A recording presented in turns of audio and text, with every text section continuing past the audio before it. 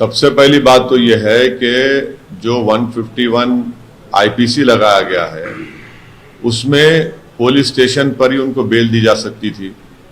अब ये नहीं मालूम कि 41 सीआरपीसी नोटिस दी गई नहीं दी गई, मगर जब जेल को उनको एक मामूली सेक्शन में जेल को भिजा दिया गया और जेल में उनको ये कहा गया कि तुम्हारे चेहरे पर दाढ़ी है इसलिए तुम पाकिस्तानी हो, और जेलर ने जबरदस्ती करके उनके चेहरों से दाढ़ी कटवा दिया, ये उस जेलर की तरफ से कस्टोडियल टॉर्चर है ये। और उस जेलर को ये बात मालूम होगी कि आर्टिकल 25 जो फ्रीडम ऑफ रिलीजन है, फंडामेंटल राइट है, वो जेल में मनसूख नहीं होता, वो जेल में कैंसिल नहीं होता, वो उसका वायलेशन है। तीसरी बात यह है कि मध्य प्रदेश में मुसलमान की आबादी 7% है, मुस्लिम अल्पसंख्यक समाज की आबादी 7% है, और मध्य प्रदेश जेलों में अंडर ट्रायल मुसलमान 14% है। और यह साफ दिखता है कि भाजपा की हुकूमत वहां पर अल्पसंख्यक समाज मुसलमानों से कैसा डिस्क्रिमिनेशन कर रही है कि 7% आबादी है, पॉपुलेशन है, तो 14% अंडर ट्रायल है, और 56% ऑफ डिटेनीज जो है मध्य प्रदेश जेलों में मुसलमान है। यह साफ जाहिर हो रहा है कि मध्य प्रदेश की भाजपा की सरकार मुसलमानों के खिलाफ खुल के डिस्क्रिमिनेशन कर रही है। चौथी बात यह है कि दाढ़ी रखने से कोई पाकिस्तानी होता क्या? अगर कल के दिन कोई भाजपा का लीडर जिसके चेहरे पे दाढ़ी है हिम्मत करेगा जेलर बोले पाकिस्तानी उनको? छठी बात यह है कि हम भारत सरकार से ये पूछना चाह रहे हैं कि क्या भारत सरकार जो इंटरनेशनल ह्यूमन राइट ट्रीटीज हैं उसमें डिक्लेयर कर दो आप कि हम इसको बिलीव ही नहीं करते। ये जो इंटरनेशनल ह्यूमन राइट्स की ट्रीटीज है, भारत सरकार और भाजपा खुल के कह दें कि हम सेकुलरिज्म, प्लूरलिज्म, डाइवर्सिटी को मानते ही नहीं है। बोल दीजिए ना, क्योंकि अब दाढ़ी रखना पाकिस्तानी हो चुका है।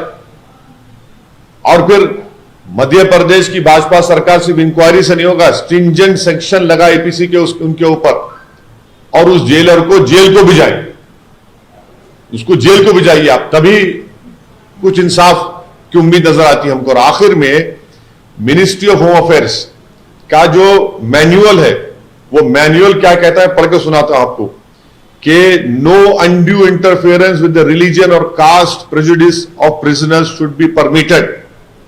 Every prisoner should be allowed to perform his devotions in a quiet and orderly manner.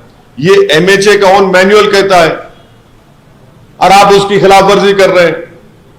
तो ये सरासर नाइंसाफी है, ये हेट्रेड की एक मिसाल है जो पूरे देश में भाजपा मुस्लिम समाज के खिलाफ जो फैला रही है। अब जेल में जेलर भी हिंदुत्व आइडियोलॉजी से मुतासर हो चुका है। How do you claim this? Your case was registered, he was taken there. So, what do you demand in this matter?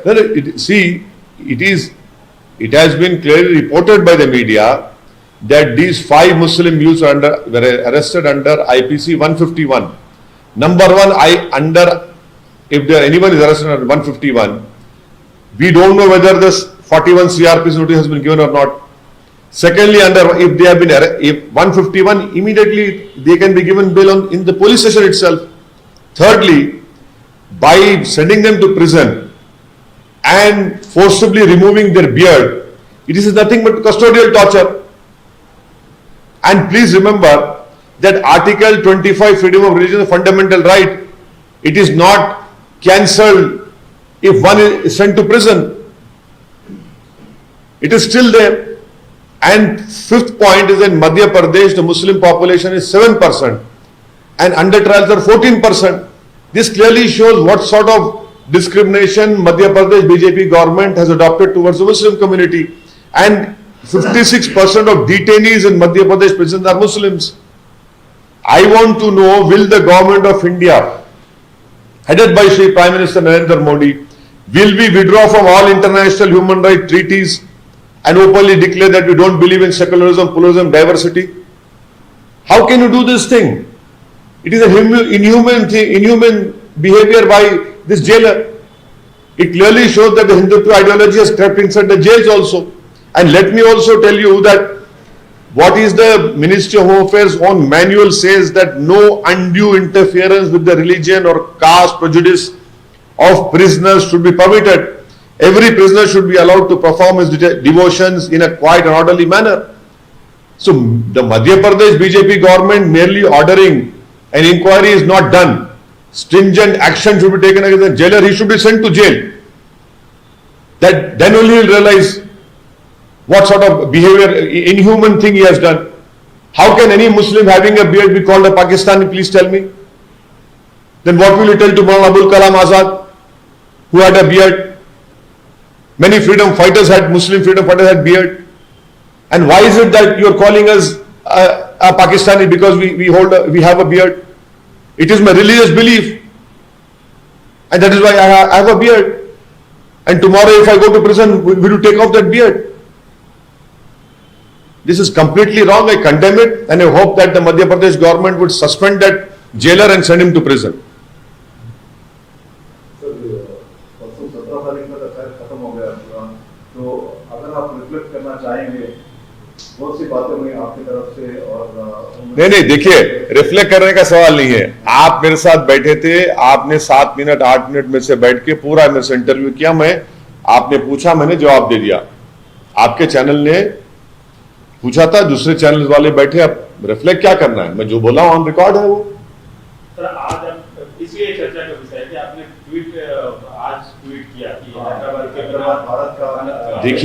देखिए, आप तमाम को हम लोग दावत दिए थे, माशाल्लाह आप लोग तशरीफ लाए और इतनी भीड़ में तकलीफ उठाकर आप लोग आए, पसीना पसीना हो गए थे आप लोग, फिर आप लोग बैठे रहे, पूरा मेरा भाषण रिकॉर्ड हुआ, आपके पास है वो, और आप तमाम ने माशाल्लाह एक एक करके मुझसे 1 घंटा बैठ के आपने सब सवाल की मैं जवाब दे चुका हूं, वो है।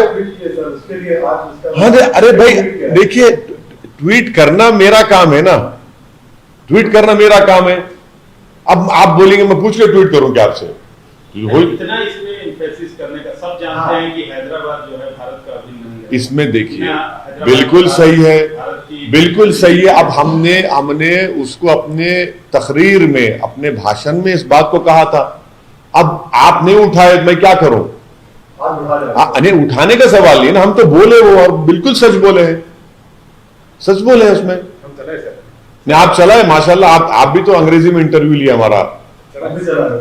नहीं, एक आखिरी सवाल, ये जो वक्फ बोर्ड के ऊपर मतलब sir we are seeing how Delhi की ओर से जो इल्जाम लगाया गया वक्फ बोर्ड के प्रॉपर्टीज पर, और नहीं, मेरे को पूछना पड़ेगा। एलिगेशंस भी फेस कर रहे हो लोग दिल्ली, यूपी, तमिलनाडु, उत्तराखंड में, और क्यों थोड़े लैंड ग्रैबिंग इश्यूज को लेकर वक्फ बोर्ड के ऊपर कई सारे एलिगेशंस आ रहे हैं, उसको कैसे देखते हैं? कौन से वक्फ बोर्ड पे?